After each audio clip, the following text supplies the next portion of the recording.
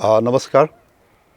समाजका आवाज टेलिभिजन मार्फत आज हामी यो बुढानीलकण्ठ वार्ड नम्बर 8 सुन्दर बस्तीको यो फ्रेस फार्म भित्र एउटा रेस्टुरेन्ट हो। यो यतै बस्नुहुने एकदम युवक भाइ रञ्जित रोका, जो अमेरिकामा उच्च शिक्षा हासिल गरेर देशको लागि केही गरौँ भनेर नेपाल फर्किनु भएको र उहाँले यो प्रगति गरिरहनु भएको छ। यो फ्रेस फार्मलाई मेरो शुभकामना छ। पहिला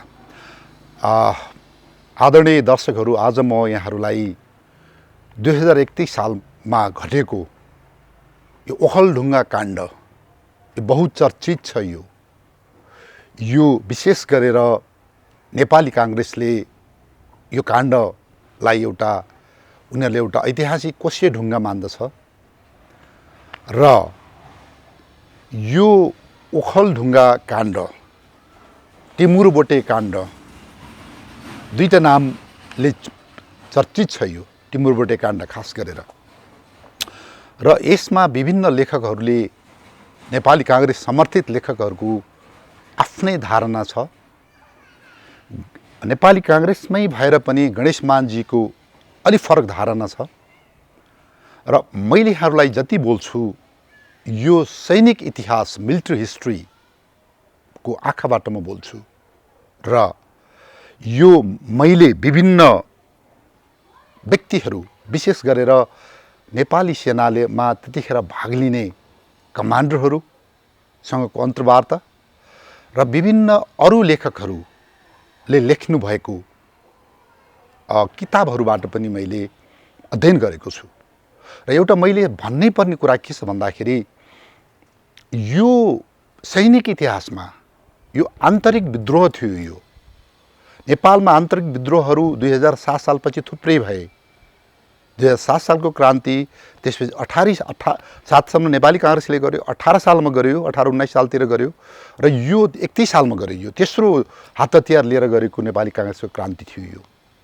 र उतिखेरको सरकारले यसलाई आतङ्ककारी घटनाको रूपमा लिएको छ, जहाँ जहिले पनि, जुनसुकै देशको सरकारले पनि यदि हात हतियार उठाएर देशभित्र आइलाग्छन् भने त्यसलाई आतङ्ककारी, होस्टाइल, टेरोरिस्ट नाम दिन्छ। र हामीहरूले सैनिक इतिहास लेख्दाखेरि संसारको एउटा मान्यता के हुन्छ भन्दा, दुश्मन आफ्नो सीमा बाहिरको शक्तिसँग लड्नु पर्दा हामी दुश्मन भन्छौँ भने, सीमाभित्रको आफ्नै एउटै नागरिकताधारी शक्तिसँग लड्नु पर्दा तिनीहरूलाई मैले भने टेरोरिस्ट, आतङ्ककारी, अब यो होस्टाइल, वाटेभर यो भनिन्छ भन्दाखेरि, र हामीले लेख्दाखेरि उतिखेरै घोषणा गरेको आतङ्ककारी अथवा होस्टाइलै बोल्नुपर्छ। यो सैनिक इतिहास हो। यहाँ क्रान्तिकारी अथवा यो फ्रिडम फाइटर उहाँहरू त्यहाँहरू भएर यो सम्मानित वर्डले लेख्न सकिँदैन। यो पोलिटिकल हिस्ट्री होइन यो। र त्यो भएको हुनाले अहिले पनि पहिलो दोस्रो विश्वयुद्ध युद्धको इतिहास हेर्नुहोस्, अहिले पनि जर्मनीलाई अमेरिकाले लेख्नु पर्दा त्यतिखेरको दुश्मनी भनेर लेखेको हुन्छ। अहिले पनि जर्मनले उता ब्रिटिसहरूलाई, फ्रान्सहरूलाई लेख्दा उसले पनि दुश्मनी लेखेको हुन्छ। र देशभित्र पनि यही नै हुन्छ भन्दा, मैले भनेका कुराहरूले नेपाली काङ्ग्रेस लगायतका पार्टीलाई मैले अवमूल्यन गरेको मानिने छैन। यो एउटा मिलिट्री हिस्ट्रीको एउटा कल्चर हो। र अब यति भन्दै गर्दा अर्को एउटा यो घटनासँग मेरो पनि घटना जोडिएको छ। यो 2065 सालमा नेपाली सेनाले एउटा इतिहास लेख्यो र त्यतिखेर प्रधान सेनापति हुनुहुन्थ्यो महारथी रुकुमाङ्गद कटुवाल। मैले विशेष अनुरोध गरेर हामीले एउटा इतिहास लेख्नलाई एउटा टिम बनायौँ र प्रोफेसर तुलसीराम वैद्य, प्रोफेसर विजय कुमार मानन्धर र माइसेल्फ हामी लेखकहरू थियौँ र त्यो किताबभित्र हामीले यो ओखलढुङ्गा काण्ड पनि हालेका थियौँ र यो किताब हो नेपालको सैनिक इतिहास भाग 2 र योभन्दा अगाडि चिफ साहब यो सची शमशेर चिफ साहबको पालामा लेखिएको तर गडुल शमशेर चिफ साहबले को पालामा रिलिज भएको 2049 सालमा नेपालको सैनिक इतिहास भन्ने अर्को किताब निस्किसकेको छ। त्यसलाई भाग 1 मानेर यसको नाम भाग 2 दिएको थियो र अब यहाँनिर कस्तो रह्यो भन्दाखेरि यो किताबको विमोचन 65 सालको शिवरात्रिमा राष्ट्रपतिज्यू रामवरण यादवबाट लोकार्पण हुनेवाला थियो किताब र अब यो किताब हुँदै गर्दाखेरि यो जम्मा अघिल्लो दिनमा हामीले जम्मा 4 कपी यसलाई प्रिन्ट निकाल्न सकियो र यो पहिलो कपी थियो। मैले लेखेको छु म आज यतिखेर अहिले अति नै हर्षित र मख छु किनभने यो पुस्तक पहिलोपटक मेरो हातमा परेको छ भनेर मैले लेखेको छु। किनभने आई वाज द संयोजक प्लस लेखक भन्दा अब यो कुनै एउटा साप्ताहिक पत्रिकाले यो बारेमा सेनाभित्रकै मेरा कमान्डरले जानकारी दिनुभएछ र अब जम्मा 4 पिस किताबमा एउटा प्रधान सेनापतिको कार्यालयमा थियो, एउटा राष्ट्रपतिको कार्यालयमा पठाइएको थियो, एउटा मैसँग 2टा जस आर्मी हेडक्वार्टरमा 2टा थियो। त्यसपछि ती कमान्डर ती जर साहबले यो किताब मलाई जसरी हुन्छ लिए भनेर जबरजस्ती गर्न थाल्नुभयो। मेरो घरमा थियो, म छाउनीबाट घरमा किताब लिन आएर उहाँलाई दिएपछि यो किताबको त्यो ओखलढुङ्गा काण्डलाई एकदम काच्चा कुचु पारेर फोटोकपी गरेको मैले देखेँ र अब यो 1 दिन अगाडि थियो।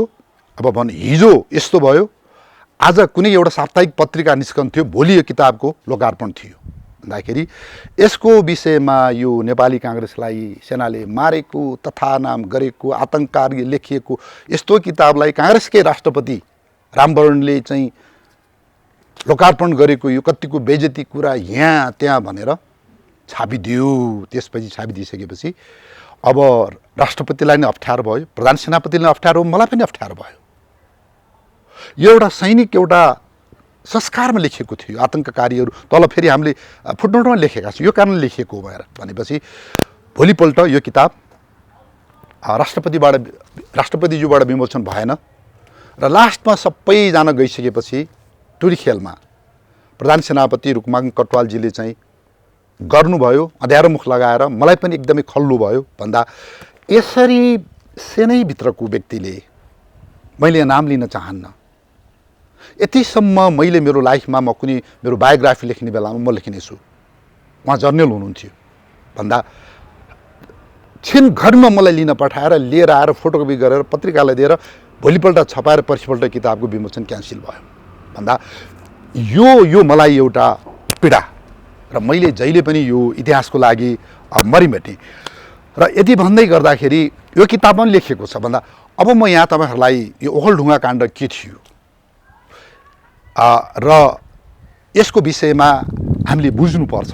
योभन्दा अगाडि हामीले खम्फा काण्डको बारेमा मैले बोलेँ भन्दा यो ओखलढुङ्गा काण्ड यो नेपाली काङ्ग्रेसले भारतमा बसेर 2031 सालमा ओखलढुङ्गाको ब्यारेक कब्जा गर्ने, पहिला हतियार लुट्ने, त्यसपछि गरिसकेपछि सोलु, खुम्बु र दिक्तेल पनि 3टा जिल्लाहरू जितेर पूर्वाञ्चल कब्जा गरेर 7 सालकै जस्तो गरेर एउटा त्यतिखेरको राजा वीरेन्द्रको शासनमा धक्का दिने थियो।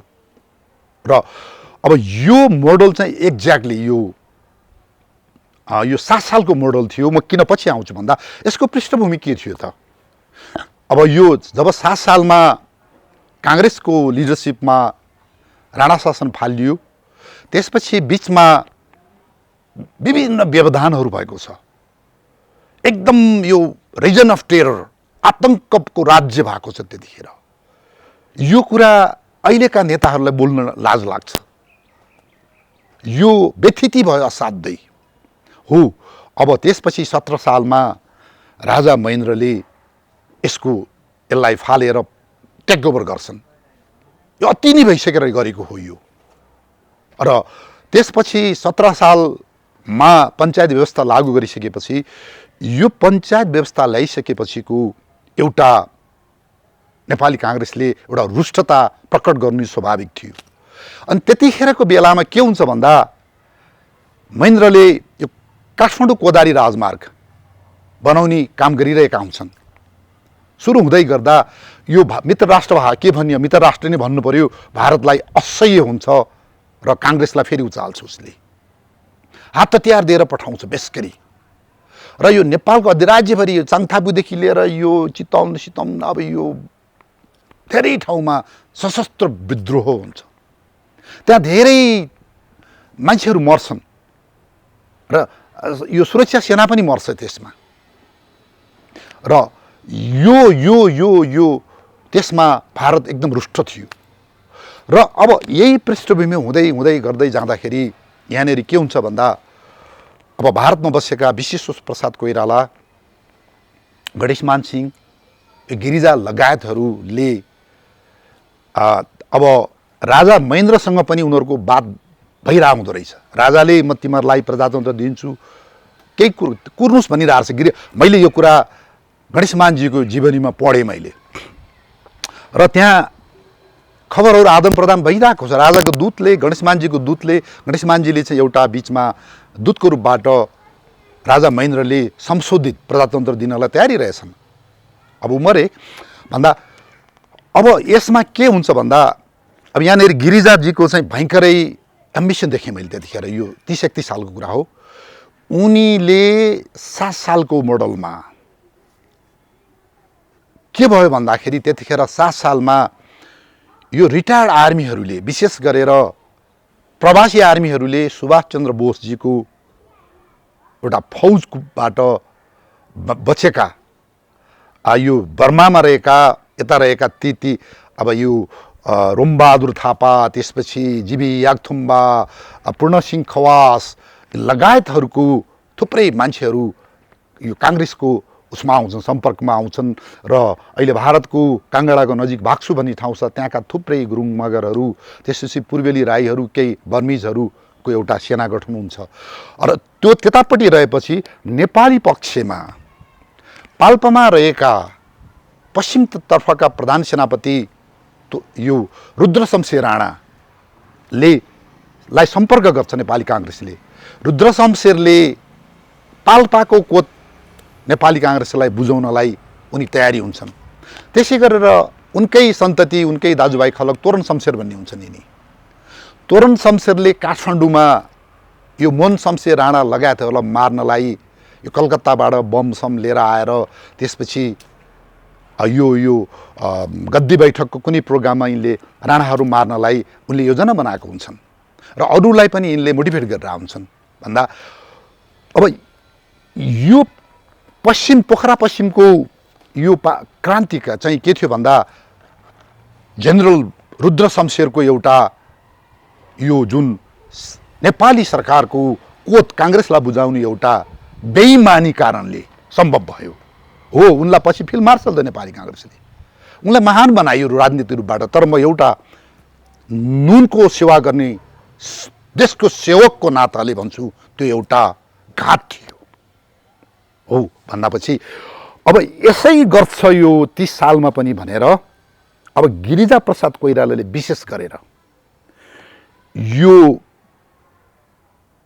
ओखलढुङ्गामै घर हुने यो पूर्व क्याप्टेन यज्ञबहादुर थापाको मेन एउटा वचनमा त्यसपछि यज्ञबहादुर थापाले सम्पर्कमा लिएर आएका त्यतिखेर ओखलढुङ्गा ब्यारेकमा रहेका जमदार हौलदारहरू छन्। त्यहाँ यो थुप्रै यो कर्णबहादुर बस्ने जमदार, त्यसपछि रिटायर्ड प्रहरीका हौलदार, यी लगायतहरूलाई त्यहाँ हातमा लिएको हुन्छ।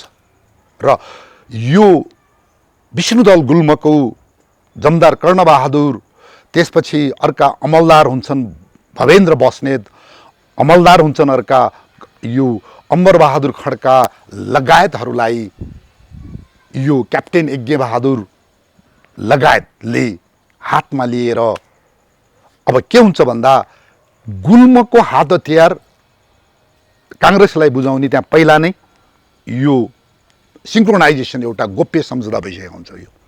यो जमदार कर्णबहादुर भन्ने विष्णुदल गुल्मको बहुत यी चण्डाल रहेछन्। यिनी पटक पटक भागेर गएर यिनीले थुप्रै पैसा, भारतीय पैसाहरू काङ्ग्रेसको लिएर आएर यता बाँड्ने गर्ने गरेको अब यीहरू प्रमाणमा देखियो चिजहरू भन्दा हो। अब यसरी यो 7 सालमा रुद्र शमशेरलाई र तोरण शमशेरलाई साथमा लिएर राष्ट्रिय सेनाबाट बागी बनाइएर हतियार कब्जा गरेको मोडलमा यो ओखलढुङ्गा काण्ड सृजित गरिएको थियो। यो त्यतिखेरका विष्णुदल गुल्मको गुल्मपति र अफसरहरूको यसमा कुनै पनि हात छैन। यो पक्का हो। फेरि भन्दाखेरि अब यो पृष्ठभूमिमा अब गिरिजा कोइराला र यज्ञ थापा, त्यसपछि यो पुलिसको रिटायर्ड यो स्थानीय हल्दार हुन्छन् यो शमशेर बहादुर, यिनीहरूको एउटा उच्चालाइमा यो पृष्ठभूमि तयार हुन्छ। तर यहाँनेरि यसमा विश्वेश्वर प्रसाद कोइरालाको हार्दिक सपोर्ट छैन। उनले मान्दैन, नाइ नै भनेका छन्। गणेश मानजीले यो नगर्नुहोस्, यो हुँदैन, अहिले पहिला जस्तो हुँदैन। 20-30जना मान्छेले तपाईँले के गर्नुहुन्छ भन्दाखेरि गिरिजाले के भनेका छन् भन्दा होइन गर्नुपर्छ यो। अहिले यसरी अब आर्मीका भूपुहरू, पुलिसका भूपु र बालवाला यो विष्णुदल गुल्मले कतै बुझाउँदैछ भने किन नगर्ने? हामीले वीरगन्जमा हान्ने बेलामा 30-31 जना त थियो नि 7 सालमा। वीरगन्ज त हामीले कब्जा गरौँ भन्दाखेरि गणेश मानले मान्नु भएको छैन यो कुरामा। यो कुरा उहाँको जीवनीमा छ, उहाँले भनेको कुरा हो यो भन्दा। अब यहाँनिर गणेश मानजीको पनि विमति रहँदै, विश्वेश्वर प्रसाद कोइरालाको पनि विमति रहँदै त्यसपछि गएर अब यो यज्ञ बहादुरले एउटा प्रतिशोध लिन्छन् र यसरी यो काण्ड रचिन्छ, ब्यारेक लुट्ने काण्ड रचिन्छ। अब यहाँनिर अलिकति मैले यज्ञ बहादुर थापाको बारेमा नि मैले बताउनुपर्छ। उहाँको घर उही ओखलढुङ्गै हो। उनी बडाहाकिमका छोरा, राणाको कालका बडाहाकिमका छोरा, पछि पनि बडाहाकिम, त्यसपछि उनी नेपाली सेनाको अफसर कप्तान हुन्छन्। यिनी 7 साल 17 सालतिर पनि यिनी धनकुटाको ब्यारेकमा रहेछन्, कप्तानै रहेछन्। तिनले अति राम्रो काम गरेको। त्यसपछि यिनलाई गुल्मपति बनाएर यो श्रीजङ गुल्मको गुल्मपति बनाएर ताप्लेजुङ पठाइन्छ। 18 सालमा यिनी 17-18 सालमा त्यहाँ हुन्छन् र त्यहाँ पनि यिनले काङ्ग्रेसको विरुद्धमा यिनले शक्ति प्रयोग गरेका छन्। जतिखेर यो कोदारी राजमार्ग बन्यो भन्दै थियो, राजा महेन्द्रले पञ्चायत व्यवस्था लागू गरे, त्यतिखेर त्यो सशस्त्र हमलामा यिनले थुप्रै काङ्ग्रेसका कार्यकर्ता त्यहाँ मारेका छन्। तर पछि गएर यिनको मन काङ्ग्रेसहरूले फेरि डाइभर्ट गर्छ। त्यहाँनिर कसरी गर्यो, के गर्यो, त्यसमा खोजको विषय छ। जो खोज्ने कर्ता हुनुहुन्छ यो अरू सिभिल यो राइटरहरू हुनुहुन्छ, उहाँहरूले पनि यो विषयमा खोज्नु भएको छैन। त्यसपछि उहाँले के गर्नुहुन्छ भन्दाखेरि त्यतिखेर पनि अर्को केही 1-2 महिनामा उहाँले यो दसैँको बेलामा हो कि चैते दसैँको, दुईवटा कुन बेलामा हाम्रो पल्टनमा, गुल्ममा, गढमा यो बडा खाना भन्ने हुन्छ। बडा खाना भनेको ठुल्ठुलो यो दसैँ पल्टनको वार्षिक उत्सव, ठुल्ठुलो उसमा हाम्रो चाहिँ कमान्डरदेखि कर्णेल, गढ छ भने कर्णेलदेखि लिएर बन्दोबस्तकारी सिपाहीसम्म हामी परिवारसहित हामी एकै ठाउँ बसेर एउटै भान्सामा पकाएको हामी खान्छौँ, रमाइलो गर्छौँ, नाचगान हुन्छ। यसलाई हामी बडा खाना भन्छौँ। हो, यो बडा खानाको आयोजनामा यज्ञ बहादुरले पल्टनलाई यो श्रीजङलाई रक्सी खुवाएर अब त्यहाँनिर यिनले यो नेपाली काङ्ग्रेसको स्थानीय कार्यकर्ताहरूलाई त्यो कोतको हतियार लुटाउने योजना बनाउँछन् यिनले। यो कुरा करिब 2-3 हप्ता अगाडि जति चुइन्छ बाहिर, स्थानीय यो पञ्चहरूले बाटै यो थाहा हुन्छ कुरा। र जङ्गिया दाले टाइमले यिनलाई समाउँछ र यिनलाई समातेर कोर्ट अफ इन्क्वायरी हुन्छ। यिनले स्वीकार्छन् यो कुरा, पल्टनले स्वीकार्छ यो कुरा। त्यसपछि यिनलाई कोर्ट मार्सल हुन्छ र यिनलाई भविष्यमा अयोग्य ठहरिने गरेर यिनलाई जागिरबाट फालिएको हुन्छ। अयोग्य भन्न साथ उनको सञ्चय कोषको पैसा बाहेक केही पनि पाइँदैन। त्यसपछि यो उपचार पाइँदैन, पेन्सन पाइँदैन, केही पनि पाइँदैन भनेपछि अब यो एउटा ठुलो एउटा घात थियो। सेनाको पोसाक लगाएर युनिफर्ममा जङ्गी युनिफर्म लगाएर यसरी कोत बुझाउने योभन्दा ठुलो नमक हराम के हुन सक्छ? हो, यहाँनिर राजनीतिक इतिहासकारहरूले नेपाली काङ्ग्रेसले अथवा उहाँ समर्थित तपाईको प्राज्ञ विज्ञले महान व्यक्ति बनाउनुहुन्छ।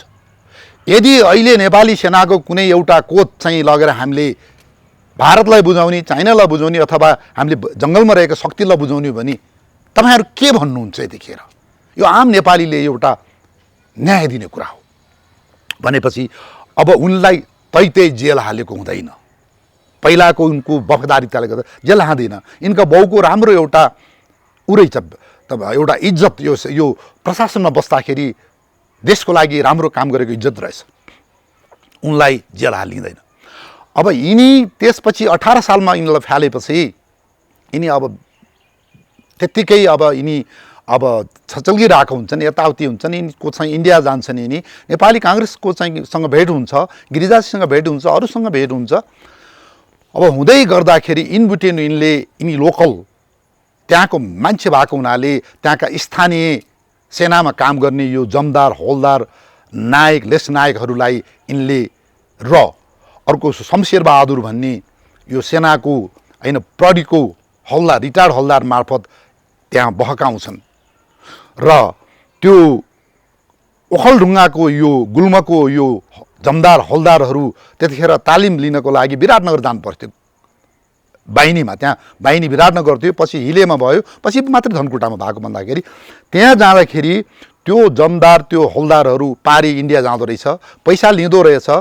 अब यिनीहरूको यस्तो यो चाहिँ साँठगाँठ भइरहेको रहेछ भन्दा अब पछि गएर यो यज्ञबहादुर थापाले फेरि के गरे हुन्छन् भन्दाखेरि यो रानी झोडा मोरङमा यिनी चाहिँ त्यहाँ यो जङ्गल फाँडेर यिनले थुप्रै बस्ती बसाल्छन्, थुप्रै भूपुहरूलाई उचाल्छन् यिनले, सेनाका भूपू, प्रहरीको भूपू। ल अब हामी यो यो यो निरङ्कुश राजतन्त्रको विरुद्ध, यो पञ्चायतको विरुद्ध हामी लड्नुपर्छ, हामी एक हुनुपर्छ, यो जग्गा हाम्रो हुन्छ, तिमीहरूलाई हुन्छ भनेपछि त्यहाँ उनले 150 जति मान्छेहरूलाई उचालेर त्यहाँ त्यो फाँडेको हुन्छ त्यो रानी झोडा। यसलाई पञ्चायत झोडा पनि भनेको मैले देखेँ ठाउँ ठाउँमा। भन्दाखेरि अब त्यो उनको त्यो एउटा सङ्गठनदेखि भइसकेपछि सरकारले पत्ता लाउँछ त्यहाँ पनि। त्यसपछि यिनीहरूलाई त्यहाँ पनि समातिन्छ। एउटा वन फाँडेको, अर्को एउटा राज्य विप्लव गर्नलाई फेरि पनि कोसिस गरेको भनेपछि उनी फेरि इन्डिया भाग्छन्। अब भागिसकेपछि यो 30 सालदेखि यिनको चाहिँ जुन एउटा यो योजना अनुसार यिनले अब पहिला गएर गिरिजा लगायतलाई भेटिन्छन् र अरूको खासै साथ छैन त्यहाँ। मैले भनिसकेँ यहाँहरूलाई, गिरिजाजीले असाध्यै किन हो उहाँ आत्तिनु भएको छ, हतारिनु भएको छ र सब हात हतियारको भारतले सपोर्ट गरिदिएको छ। त्यतिखेर पनि किनेको छ भन्दाखेरि अब यो योजना चाहिँ अब निर्णय हुन्छ। यो त्यहाँ चाहिँ 35-40 जना मान्छेलाई यो हतियार हान्ने, सिकाउने यो सब यो यज्ञबहादुर थापाको कमान्डमा उनलाई सैनिक कमान्डर मानिन्छ। अर्को राम लक्ष्मणलाई सिभिलतिरको कमान्डर, कमिसार भनेर भनिएको छ राम लक्ष्मण भन्नेलाई। यिनलाई चाहिँ सेनाको कमान्डर मानेको छ।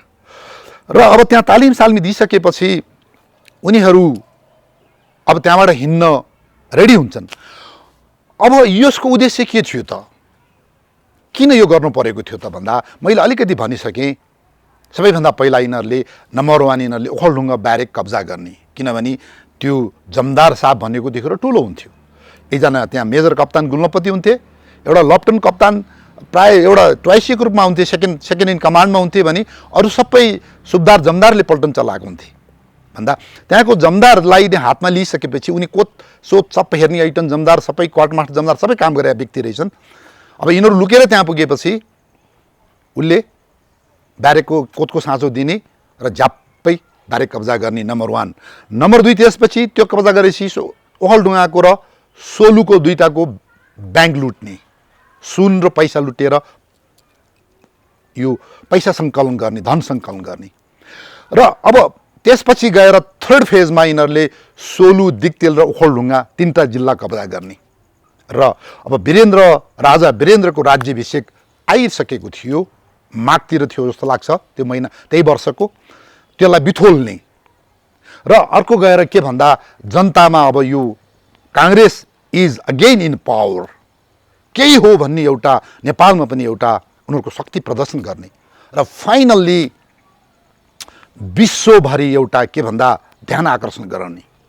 किनभने यो टेररिज्म भन्नुहोस्, यो अब यस्तो के क्रान्तिहरूको यो के हुन्छ भने सानो शक्तिले ठुलो ध्वंस गराएर संसारको ध्यान आकर्षण गराएर यो एक्जिस्टेन्स रहेछ है, यो समथिङ इज डियर भन्ने कुराको आकर्षण गराउने लगायतका उनीहरूको उद्देश्य देखिन्छ। अब यो भइसकेपछि अब यिनीहरूको चाहिँ सबै तयारी भयो। यिनीहरूलाई अब यो 303 राइफलहरू लगायतको अब दिइन्छ र अब यसमा यिनीहरूको कमान्डर मैले भने यज्ञ बहादुर, पूर्व सैनिक क्याप्टेन यज्ञ बहादुर मेन कमान्डर सेनाको, रामलक्ष्मण कमिसार साइडपट्टिको कमान्डर।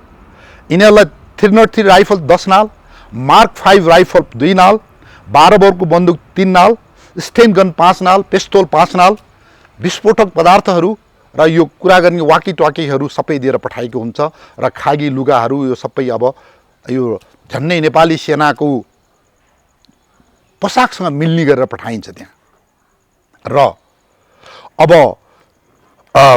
2031 साल मङ्सिर 10 गते नेपाली सीमा यो कमला नदीको पारीतिर पर्छ, यो चन्दनपट्टी भन्ने ठाउँ भारतको। यिनीहरू 31 साल मार्च 10 गतेको 6 भनेको बेलुका 6 बजे साँझमा यिनीहरू त्यहाँबाट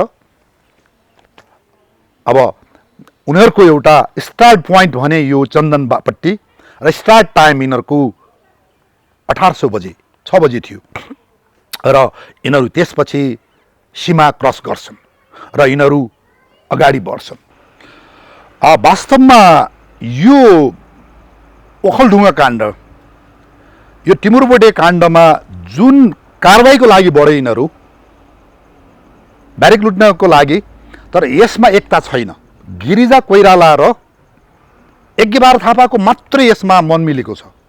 अब त्यहाँबाट अगाडि बढ्न साथ त्यही दिन बेलुका यो पोलिटिकल कमिसनर रामलक्ष्मणले के भन्छन् भने यसरी हामीले युद्ध लडेर हुँदैन, जनताको मन जित्नुपर्छ, यो काम सही जस्तो लाग्दैन भन्छन्। त्यसपछि त्यो सीमा पार गरिसकेपछि मान्छे त्यहाँ भाग्छन्, त्यसपछि हतियार लिएर भागेछन्, कोही भागेछन्, उता गरेछन्, कोही दिशा गर्न जान्छु भनेर भागेछन्। हुँदा अब त्यहाँ चाहिँ 20-25 जना ती मान्छे बाँकी बस्छन् गर्दै जाँदाखेरि। र यिनीहरू अब 10 गते भनौँ न यिनीहरू हिँडे त्यहाँबाट भनेपछि अब यिनीहरू 15 गते चाहिँ यो उदयपुरको मयखु भन्ने ठाउँ पुग्छन् कमलाको हुँदै, किनभने अब दिउँसो हिँड्नु भएन, राति सबै ठाउँमा अब खान पाउँछन्, कहीँ पाउँदैनन्। र 16 गते यिनीहरू टोक्सल घाट पुग्छन् मङ्सिरको, 17 गते सिमले बेसी पुग्छन्, 18 गते यिनीहरू पारा दोभान हुँदै धोद्रेको जङ्गलमा पुगेर बास बस्छन् र 2 दिन बस्छन् त्यहाँ। र 20 गते यिनीहरू पालुङ खोला तरेर थारे भन्ने ठाउँ पुग्छन्। त्यहाँ एउटा थारे साइली भनेको त्यहाँ एउटा होटल भनौँ न, सानो होटल हुन्छ, बस्ने ठाउँ हुन्छन्, त्यहाँ बस्छन्। र त्यसपछि यिनीहरूले पहिला नै सेट गरिसकेको ओखलढुङ्गाका यो सोलुका खबरदाताहरू, काङ्ग्रेस समर्थित सिभिलियनहरूबाट अब खबर आउँदै गर्छ र अब यतिखेर यिनीहरू अगाडि बढिसकेको भन्ने कुरा मलाई लाग्छ यिनीहरूबाट भागेका मान्छेहरूमध्येले नि खबर दिए हुनसक्छ। यिनीहरूको टोलीबाट भागेको 5-6 जना जति छन्, किनभने गणेशमानले अहिले हुँदैन भनिरहनु भएको थियो, विश्वेश्वर मौन छन् र यो खालि यो क्याप्टेन यज्ञबहादुर थापाको जिद्दी, गिरिजाको जिद्दीमा त्यहाँ आउने 35 जनाको कुरा मिलाउँदैन। जबरजस्ती यिनीहरू छिर्दाखेरिको सायद त्यहाँबाट खबर लिक भइसक्यो हुनसक्छ। बाटोमा यिनीहरूलाई बस्तीमा व्यक्तिहरूले देख्छन्, को भन्दा हामी नेपाली सेनाको पेट्रोल टोली हामी यहाँबाट उहाँ नाम्चे जान लागेको, हाम्रो पल्टन अदली बदली हुने सिलमा जान लागेको भन्दै यिनीहरू गइरहेको हुन्छ। यिनीहरू भनेपछि अब त्यो खबर पुगिसकेपछि यो ओखलढुङ्गाको ब्यारेकले प्रहरीले थाहा पाउँछ र अब ठाउँ ठाउँमा यिनीहरूले उतिखेर पनि त्यो एम्बुस भन्छौँ हामी, ठाउँ ठाउँमा थापेर बस्दाखेरि त्यो थारे साइलीकोमा बसेको बेलामा यो पेशल कुमार दाहाल भन्ने व्यक्तिले एउटा खबर लिएर आएको भन्नुहुन्छ उताबाट। यो मलाई लाग्छ यो सेनाको खबर हुनुपर्छ, त्यो जमदार हौलदारहरूको। र लिएर आएको बेलामा यिनी बाटोमा यिनलाई समातिन्छ, एम्बुसमा पर्छन्, यिनी मारिन्छन्। यिनीबाट खबर पाइन्छ त्यो चिठीमा अब ढिला भयो नआउनु, यो आर्मीको त्यो जमदार हलदारहरू आँटिसकेका हुन्छन्, त्यो ब्यारेक लुटाउनेहरू। तर त्यो अब ढिला भइसकेका हुन्छ। उनी त्यो बाटोमा मरिसकेपछि अब 23 गते यिनीहरू के गर्छन् भन्दाखेरि 22 गतेसम्म थारेमै बस्छन्, थारे साइलीकोमै। र 23 गते यिनीहरू बन्से खोला तरी खिजीमा बास बस्छन्। 24 गते यिनीहरू थाप डाँडा पुग्छन्, त्यहाँ बास बस्छन्। र त्यहाँ थाप डाँडामा गएर यिनीहरू चारवटा टोली बन्छन् त्यो सोलु जानलाई। यो स्पेसल टास्क फोर्स जस्तो गरेर 3-4 जना 4-5 जनाको टोली बन्छन् यिनीहरू। त्यहाँ पुगेर पनि यिनीहरूको यो साथीहरू खाना खोज्न जान्छु भनेर जानेहरू भागिदिन्छन्। अब 2-3 दिनसम्म नै आउँदैनन्। यिनीहरूको त्यो वास्तवमा मन मिलेको हुँदैन। यिनीहरूको खबर चलाउने त्यही काङ्ग्रेसकैबाट गएकाहरूकै हुन्छन् वास्तवमा त्यहाँ। यो यिनीहरू भन्दा अब यसमा विशेष गरेर यो महेश कर्मचाजीको घर त्यतै हुँदो रहेछ। उहाँ 3-4 दिनसम्म गायब हुनुभएको छ त्यहाँनेरि। यो जसधन राई यिनीहरू यतैतिरको अब यज्ञ भन्नेहरू भन्दाखेरि अब त्यसपछि गएर यिनीहरू 27 गते यिनीहरू अब सोलुको लागि हिँड्छन् यिनीहरू। र सोलुतिर हिँडेपछि 28 मा यिनीहरू चाहिँ आङमाङमा पुग्छन्। यिनीहरू बास बस्छन् आङमाङ भन्ने ठाउँमा यो। र आङमाङमा बास गरेपछि अब यिनीहरू 29 गतेको टाइममा यिनीहरू यो तिलपुङको जङ्गलमा यिनीहरू पुगिसकेका हुन्छन्, जहाँ यिनीहरूको एउटा मेन यिनीहरूको एउटा हार्बर भनौँ जो ओडार छ। त्यो त्यतिखेर जाडो महिना छ, हिउँ परिरहेछ, पानी आउने बेला छ, दुईतिरबाट छिर्न मिल्ने ओडारभित्र यिनीहरू बसिरहेका हुन्छन् यिनीहरू। अब यहाँनिर यिनीहरूको मन मरिसकेको हुन्छ। पटक पटक अब नलडौँ भागौँ भन्ने पनि हुन्छ।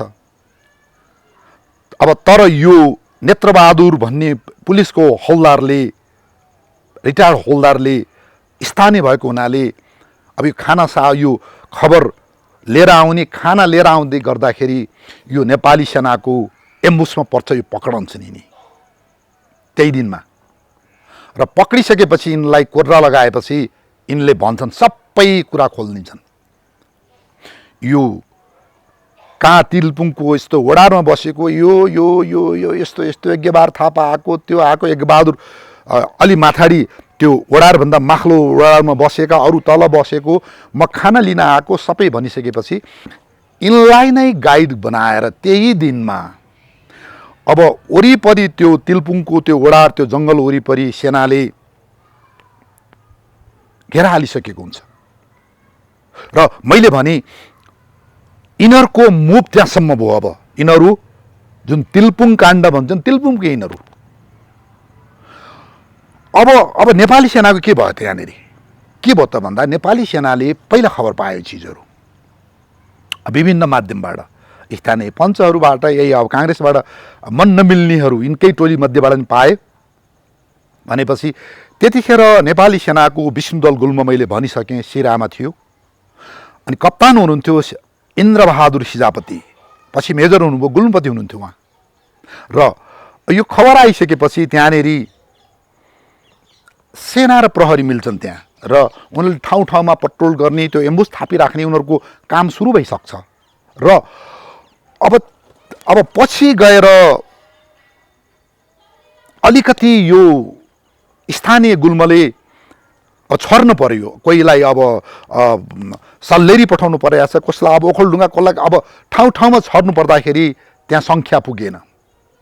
र विभिन्न ठाउँबाट यो त्यतिखेरको आतंककारीहरू, अब अहिलेको भाषामा विद्रोहीहरू भाग्या हुन्छन्।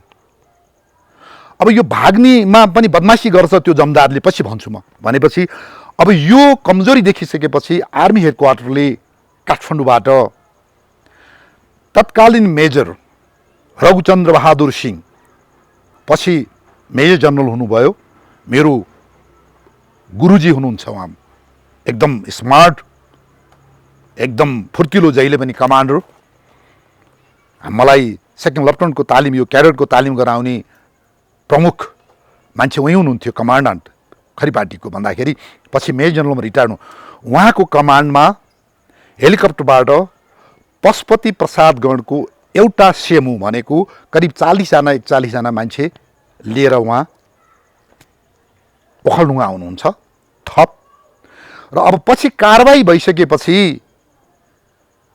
यो कप्तान यज्ञबहादुर थापा भागिसकेपछि उनी लुकेको ठाउँ खोज्न आदि इत्यादि कामको सहयोगको लागि स्थान विशेषकै भएका हुनाले तत्कालीन कप्तान रुक्माङ्गम कटवाललाई काठमाडौँबाट ओखलढुङ्गा लगिन्छ।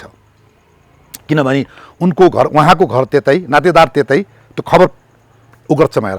अब यहाँनेरि हाम्रा प्रधान सेनापति हुनुभयो, उहाँहरू डराउनुहुन्छ अहिले कुरा गर्यो भने। ओहो, मलाई काङ्ग्रेसले पो पछि लाग्ने हो कि, कसैले पो केही नपाइने हो कि? Look at this is wrong फेमी। म यहाँहरूलाई उदाहरण दिन्छु। तपाईँको नुनको सोझो आमालाई झुन्नाउँछु, बाउलाई काट्छु भन्ने सेनाका अफसरहरू यसो भन्नुहुन्न होला। भन्ने किन भन्नुहुन्छ भने दिलबहादुर लामा, डिभी लामा आइजिपी हुनुभयो पछि। उहाँ खाँटी काङ्ग्रेसको छोरो, नुवाकोटको। उहाँको बुवा चाहिँ ले त्यस बखतको व्यवस्थाको विरोध गरेर हतियार लिएर जाइ लाग्दाखेरि कसैले पक्रिन सकेन। डिभी लामाले गएर, उहाँ के हुनुहुन्थ्यो मलाई थाहा छैन, इन्सपेक्टर जस्तो लाग्छ मलाई, उहाँले गएर बाउलाई समातेर पक्रेर सरकारलाई बुझाउनु भयो। यो हो नि तपाईँको एउटा नुनको सोझो, एउटा बारुद गोली बन्दुकसँग खेल्ने, आमालाई झुन्याउँछु बाउलाई काट्छु भनेको उदाहरण थियो। मैले यहाँ किन भन्दैछु भन्दा यहाँनेरि व्यक्तिहरूले, अहिले लेख्ने कलमजीवीहरूले, पार्टीका चाहिँ ढल्किने बुद्धिजीवीहरूले गाली गर्छन् सेनालाई, गाली गर्छन् कमान्डरलाई। हो, रामवर्ण यादवज्यूले विमोचन गर्ने यो किताबमा यो कुरा लेख्यो भएर, अनि त्यही कप्तान रुक्माङ्गम कटवाल चिफ साहबले लेखाएको इतिहास भएर त्यतिखेर रद्द गराउने काम भयो नि त। यो काम नामर्दीपन थियो।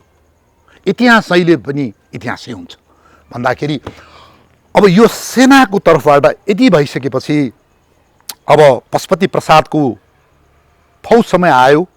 एउटा कम्पनी ओखलढुङ्गामै थियो र अब ओभरअल कमान्डर मेजर रघुचन्द्र बहादुर सिंहले विभिन्न त्यहाँ प्रहरी पनि छन्, ठाउँ ठाउँमा एम्बुस थापिएको हुन्छ।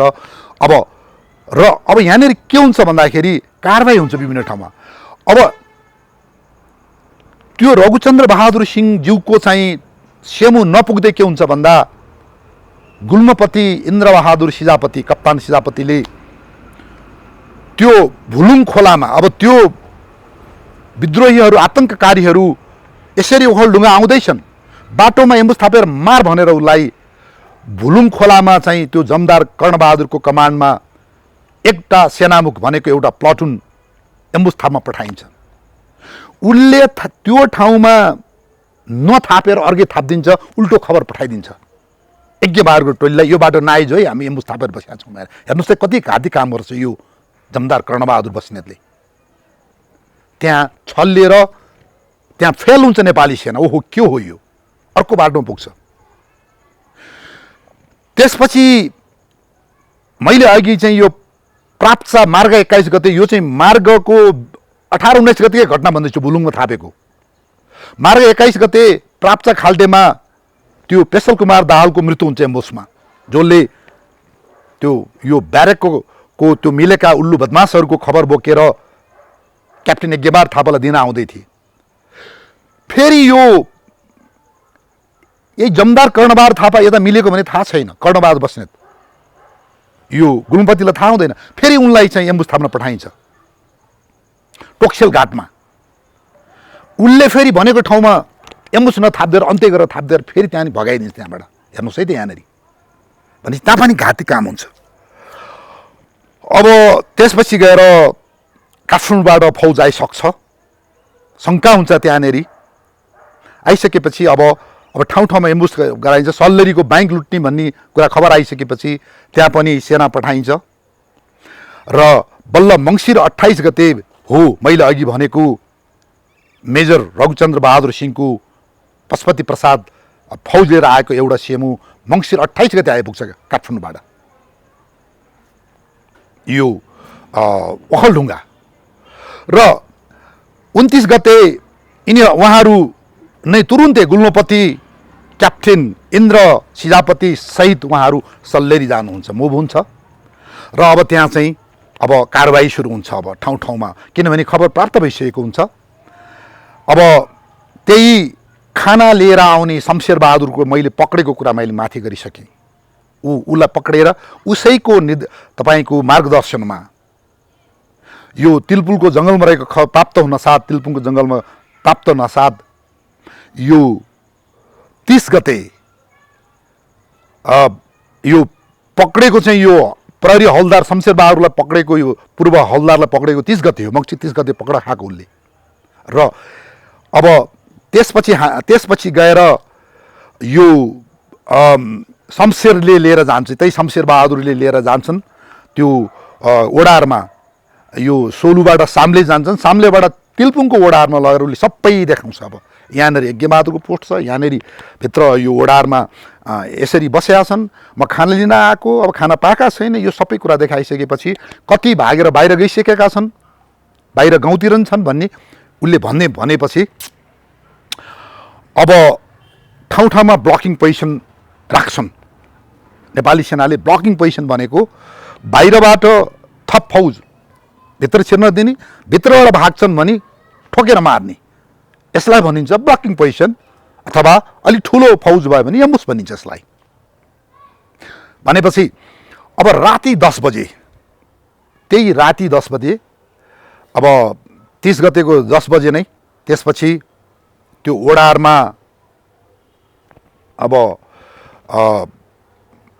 त्यहाँ कारवाही गर्नलाई सेना बढ्छ र यो कुरा यज्ञबहादुर थाहा पाइसकेका हुन्छन्। उनी अलि माथि भएको हुनाले कहाँबाट फुत्किन्छन् थाहा हुँदैन, जुत्ता सुत्ता त्यहीँ छोडेर खाली खुट्टा यिनी हिउँ परेको बेलामा भाग्छन्। यिनका चाहिँ ठाउँ ठाउँमा रुखमुनि बस्दाखेरि खुट्टाका औँला सौला झरेका कुराहरू पनि मैले पढेँ र यिनी भाग्छन्। अब त्यो ओडारमा चाहिँ अब के हुन्छ भन्दा तिलपुङको ओडारमा राति 10 बजे 9-10 बजेतिर जाडो महिनामा ग्रेनेड फायर हुन्छ। त्यसपछि सेनाबाट ग्रेनेड भित्र पड्काइन्छ, फायर गरिन्छ। त्यहाँभित्र मान्छे अब पर्छन्, मर्छन्। र यो पुस 1 गतेको बिहान 5 बजेसम्म त्यो ओडारभित्रको सबै क्लियर, सब मर्छन्। त्यहाँ जम्मा 10 जनाको लास फेला पर्छ र अरू भागे हुन्छन् र त्यहाँ हतियार फेला पर्छन्। र अब यो यज्ञबहादुर, महेश कर्मचार, 10 राई लगायत फरार हुन्छन् उनीहरू। र अब यो कारबाही सकियो। यसरी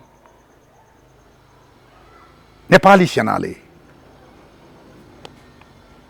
नेपाल सरकारले दिएको आदेश अनुसार एड टु सिभिल अथोरिटी भनिन्छ। यो प्रहरी प्रशासनलाई दिने सहयोग हो। यो सक्थ्यो भने प्रहरीले गर्ने कारबाही हो, यो सेनाले गर्ने कारबाही होइन। यो हो अब यसमा देशभित्र सधैँभरि प्रहरीलाई दिएको सहयोग हो, यो प्रशासनलाई दिएको सहयोग। यदि कर्फ्यू लगाएर अथवा जसरी माओवादीको कालमा इमर्जेन्सी घोषणा गरेर सेना अगाडि बढेको थियो भने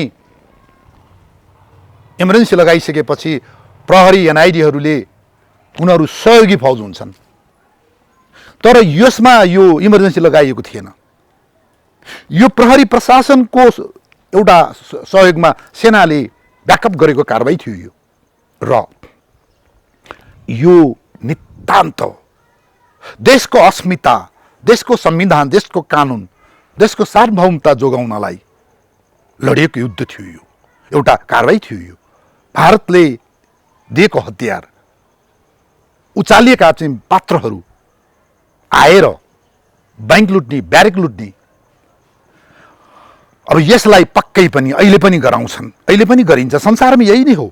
र मेरो अनुरोध के भन्दा यसलाई राजनीतिक रङ्ग दिनु एउटा अन्याय हुनेछ। र अब यसपछिको कारबाही के हुन्छ भन्दा अब क्याप्टेन यज्ञबहादुर थापालाई खोज्ने कारबाही हुन्छ र उनी त्यो जङ्गल हुँदै हुँदै यो कुइभिर भन्ने ठाउँबाट हुँदै नेरबाट यिनी चाहिँ यो चिसङखुको एउटा बाहुनको उनको पुरेतको घरमा पुग्छन्। अब खान नपाएको रगतै रगत, त्यो खुट्टाबाट त्यो हिउँले खुट्टाबाट रगतै रगत बगिरहेको छ। त्यस्तो अवस्थामा बाहुनहरूले खान दिन्छन् उनको पुरेतले, पुरेतनी दुइटै भाग्छन्। र अब त्यहाँ वरिपरि अब थाहा भइसकेको हुन्छ यिनी चाहिँ यता छन् भन्ने कुरा। अब पछि पत्ता लाग्छ यिनी त्यो लुकेका छन् भन्ने कुरा। खोज्दै जाँदा यिनी परालमा लुकेर, परालको कुनुमा लुकेर बसेको रहेछन्। अब यिनलाई चाहिँ दशा लगाइसकेपछि यिनलाई त्यो परालको कुनुभित्र यिनलाई खोकी लाग्छ चिसोले। खोक्दाखेरि त्यसपछि परालभित्र मान्छे खोकेको थाहा पाएपछि त्यहाँ चाहिँ खोज्छन्, उनलाई भेटिन्छ। त्यहाँबाट समातेर काठमाडौँ लगिन्छ। र अरू व्यक्तिहरू पनि यिनीहरू विशेष गरेर यो सेनाका यी बदमासहरू, यो के अरे जमदार, अघि मैले भनिसकेँ यो तीनजना, एउटा जमदार कर्णबहादुर र दुईजना चाहिँ नायकहरू, यो तिनैटालाई लगिन्छ। र त्यसपछि यी तीनजनालाई सैनिक ऐन अनुसारको छानबिन र कारबाही हुन्छ। र यज्ञबहादुर थापालाई मलाई लाग्छ यो न्यायालयकै फैसलाबाट राज्य विप्लवको मुद्दा लागेर फाँसीको सजाय दिएको मैले पढेको छु। अब यसरी यो यो यो यो एपिसोडलाई ओखलढुङ्गा काण्डको नामबाट हाम्रो सैनिक इतिहासमा, राजनीतिक इतिहासमा लेखिएको छ। र अन्तमा मैले यहाँहरूलाई मैले जानेका कुराहरू, मैले व्यक्तिहरूसँग इन्टरभ्यू लिएर लेखेका कुरा हुन् यिनीहरू। वास्तवमा भन्नुपर्दाखेरि ओखलढुङ्गा काण्ड, खम्पा काण्ड, अजाङ काण्ड र यो भुसा काण्ड भनिन्छ चाडा काण्डहरूलाई मैले बिल्कुल सैनिक व्यक्तिहरूसँग अन्तर्वार्ता लिएर टिप्पण टाप्पण गरेर किताबमा लेखिदिएकै कुराहरू अहिले त्यसैलाई मानेर अगाडि इतिहास लेखिरहेछ सेनाले पनि भन्दा यो मैले टिप्पण टाप्पण गरेका कुराहरू हुन्। मभन्दा जानकार अरूहरू हुनुहुन्छ। यो सुरुवात हो यो इतिहासको, यो अन्त होइन। त्यो भएको हुनाले जान्ने बुझ्नेहरूले, सुन्नेहरूले यसलाई सुधार गरेर यसलाई अगाडि बढाउनु हुनेछ भन्ने विश्वास लिएको छु। र मैले फेरि पनि भन्छु यो सैनिक इतिहास हो र सेनाको पारबाट यसलाई दुश्मनलाई दुश्मन भनिन्छ, आतङ्ककारीलाई आतङ्ककारी भनिन्छ, विद्रोहीलाई विद्रोही भनिन्छ। यो नत्र भने सैनिक इतिहास लेखिँदैन। जहिले पनि पक्ष र विपक्ष बनाएर मात्रै सैनिक इतिहास लेखिन्छ। र फेरि पनि यहाँहरू सबैलाई नमस्कार। र यो फ्रेस फर्म यो सबै परिवारलाई हाम्रो धन्यवाद छ। समाजको आवाज.com